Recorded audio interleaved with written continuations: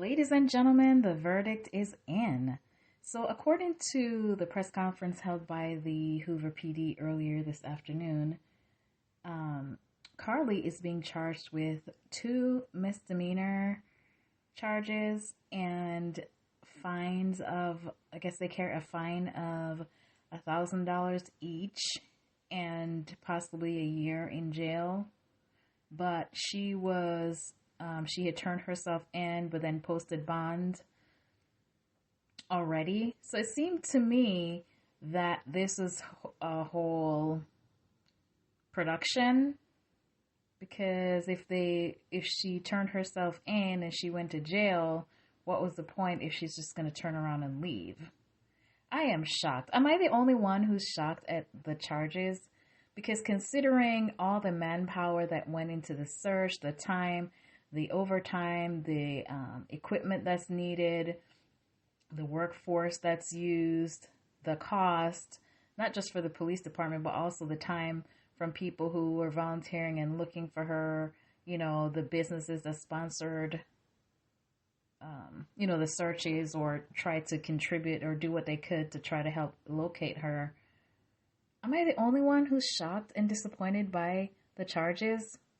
And there's no mention of her paying back any of the expenses that were charged in the search for her. As a matter of fact, the police chief said they didn't know of what the total expenses that was accrued in looking for her. Wow. I'm very shocked. Earlier today, Hoover police detectives obtained warrants for the arrest of Carly Russell through the Hoover Municipal Court for her actions related to faking her kidnapping and subsequently making false statements to detectives as they investigated this case. Her decisions that night created panic and alarm for the citizens of our city and even across the nation as the concern grew that a kidnapper was on the loose using a small child as bait. Numerous law enforcement agencies, both local and federal, began working tirelessly not only to bring Carly home to her family, a located kidnapper that we know now never existed. Many private citizens volunteered their time and energy into looking for a potential kidnapping victim that we know now was never in any danger. This story opened wounds for families whose loved ones really were victims of kidnappings, some of which even helped organize searches in hopes they could find Carly's alive so that her family would not experience the pain and suffering that they felt when their loved ones never returned home. As we know, actions can have consequences, and that's why we're here today. This afternoon, Carly Russell, with the assistance of her attorney, turned herself into the Hoover City Jail, where she was arrested for the following charges: false reporting to law enforcement authorities, Class A misdemeanor, $1,000 bond; falsely reporting an incident, a Class A misdemeanor with a $1,000 bond. Each of these charges carry up to a year in jail and potential fine of $6,000 upon conviction. Ms. Russell was released from jail after posting bond.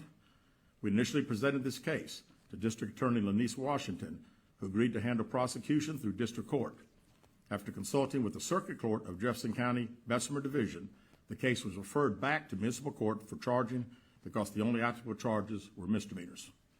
Judging from the amount of phone calls and emails that we've received from people all over the country, I know many are shocked and appalled that Ms. Russell is only being charged with 2 misdemeanors, despite all the panic and disruption her actions caused. Let me assure you, I too share the same frustration, but existing laws only allow the charges that were filed to be filed.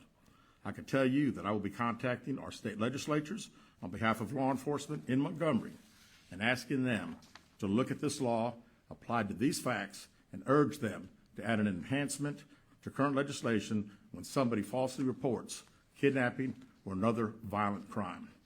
Because of the attention this case has garnered, we've requested Attorney General Steve Marshall's office adopt this case, and they've agreed to do so. The Hoover Police Department wants to thank everyone that assisted us from the beginning and continues to assist us in this case as we work its way through the criminal justice system. Joining me at the podium today is State of Alabama Attorney General Steve Marshall.